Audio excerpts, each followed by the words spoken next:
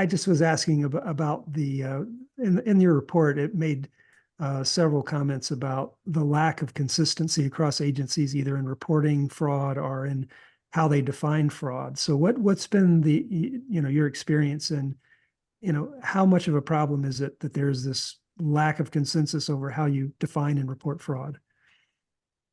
Yes, it is a significant enough problem that it is the basis for two of our recommendations in the report. Both of those are to OMB. One of them is to work with the Inspector General community, and then the other is to work with agencies to develop an approach, definitions, a plan for collecting better and more consistent data in that regard.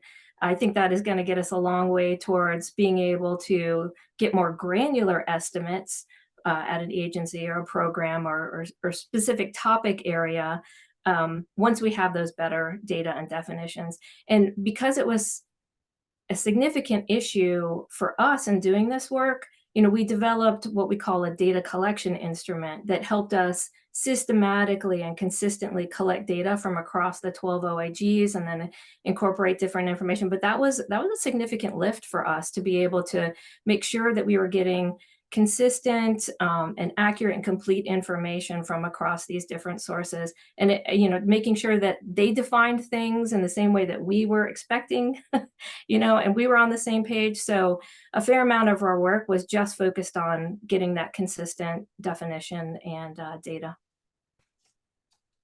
Yeah, it seemed like there's sort of a chicken and the egg thing, because you kind of need more specific information, more defined, commonly defined definitions, as Steve was mentioning, to get to that sort of granular level analysis that some of the agencies were saying, well, granular analysis helps, and a government-wide fraud doesn't really help us much. But as you were saying, if you have the government-wide estimate, that helps get the granular. Thinking these things can sort of perhaps support one another or get to a virtuous cycle. That's right. You got to start somewhere.